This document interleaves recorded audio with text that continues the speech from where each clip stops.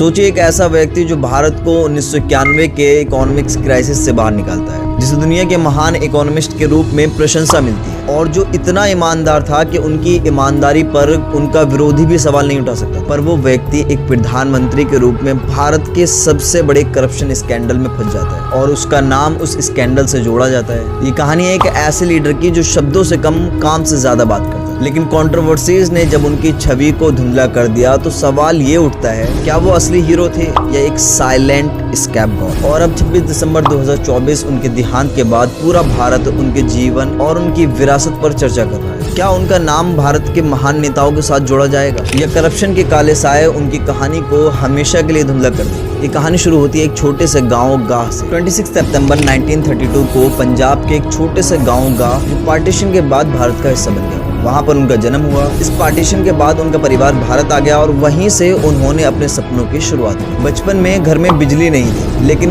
किताब को पढ़ने का ये जुनून था कि वो चिराग की रोशनी में किताब पढ़ा करते थे। मानो तो उनका जीवन एक मिसाल था कि मेहनत और स्ट्रगल के साथ इंसान कुछ भी हासिल कर सकता है। डॉक्टर मनमोहन सिंह ने कैम्ब्रिज और ऑक्सफोर्ड जैसी दुनिया की सबसे खास यूनिवर्सिटीज से इकोनॉमिक्स की पढ़ाई की। वर्ल्ड बैंक और रिजर्व बैंक ऑफ इंडिया में उनका योगदान उन्हें भारत और विदेश में एक एक्सपोर्ट के रूप में प्रेस्टिजियस करता है। अब हम बात करने वाले हैं 1991 इकोनॉमिक रिफॉर्म्स की। 1991 में भारत एक इकोनॉमिक क्राइसिस का सामना कर रहा था। फॉरेन एक्सचेंज रिजर्व इतना कम था कि भारत सिर्फ 3 हफ्तों तक ही इंपोर्ट कर सकता और हमारे देश के ऊपर लोन का बोझ भी था और इन समस्याओं का कोई भी हल नहीं था। प्राइम मिनिस्टर नरसिम्हा राव ने उन्हें फाइनेंस मिनिस्टर बनाया और इसी फैसले ने भारत के इतिहास को बदल दिया। एलपीजी रिफॉर्म्स यानी कि लिबरलाइजेशन, प्राइवेटाइजेशन और ग्लोबलाइजेशन। डॉक्टर मनमोहन सिंह ने भारत की अर्थव्यवस्था में बड़े रिफॉर्म्स किए। इंडस्ट्रियल लाइसेंस राज का अंत हुआ। फॉरेन डायरेक्ट इन्वेस्टमेंट यानी एफडीआई को एनकरेज किया गया। एक्सपोर्ट्स को प्रमोट करने के लिए नई पॉलिसीज बनाई गई। पता है इन रिफॉर्म्स का रिजल्ट क्या आया?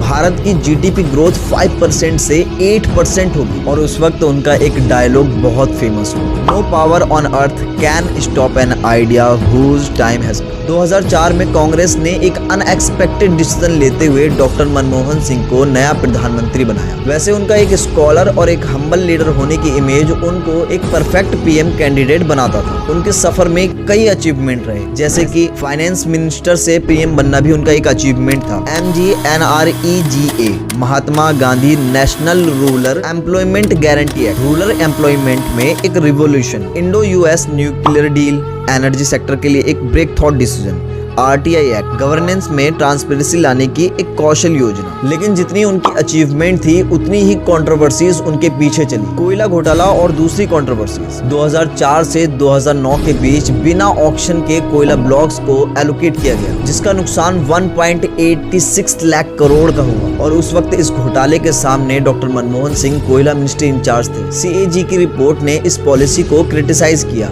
सुप्रीम कोर्ट ने 2014 में 214 कोयला ब्लॉक्स एलोकेशंस को इलीगल डिक्लेयर कर दिया। दूसरे घोटाले जो उनके दौरान हुए, 2G spectrum scam, 1.76 lakh crore का नुकसान। कॉमनवेल्थ गेम्स स्कैम, भारत की इंटरनेशनल इमेज को नुकसान। आदर्श हाउसिंग स्कैम, आर्मी के फ्लैट्स पॉलिटिशियंस और नौकरशाहों को दिए गए। डॉक्टर मनमोहन सिंह की छवि एक ईमानदार व्यक्ति की थी, लेकिन इन घोटालों ने उनकी पूरे पॉलिटिकल करियर को धुंधला कर दिया। ये तो आप सबको पता होगा कि 26 दिसंबर 2024 को दिल्ली के एम्स में डॉक्टर मनमोहन सिंह का 92 साल की उम्र में देहांत हुआ। श्रद्धांजलि देते हुए प्राइम मिनिस्टर नरेंद्र मोदी जी ने कहा, डॉक्टर मनमोहन सिंह ने भारत के लिए जो योगदान दिया है उसे कभी नहीं भुलाया जा सकता। वैसे तो सारी पॉलिटिकल पार्टीज ने उनकी अंतिम विदाई पर श्रद्धांजलि दी, लेकिन उनके देहांत के बाद ही सोशल मीडिया पर उनके इकोनॉमिक रिफॉर्म्स और उनकी लाइफ की कंट्रोवर्सीज पर डिस्कशन चालू है। एक सवाल जो हर व्यक्ति के मन में, डॉक्टर मनमोहन सिंह का जीवन एक प्रेरणा है, लेकिन क्या स्कैंडल्स उनकी पॉलिटिकल करियर पर हमेशा के लिए दाग बनकर रहेंगे? वैसे आप क्या सोचते हैं इस बारे में? क्या वो सच में एक असली हीरो थे या पॉलिटिकल सिस्टम के एक विक्टिम? सोशल मीडिया पर डॉक्टर मनमोहन सिंह के देहांत के बाद कंट्रोवर्सी चल रही, तो सोचा क्यों ना इस पर एक वीडियो बनाई जाए। वैसे कैसे लगी आपको ये वीडियो अच्छी लगी हो तो वीडियो को लाइक, शेयर और कमेंट कर दीजिए। मिलेंगे जल्दी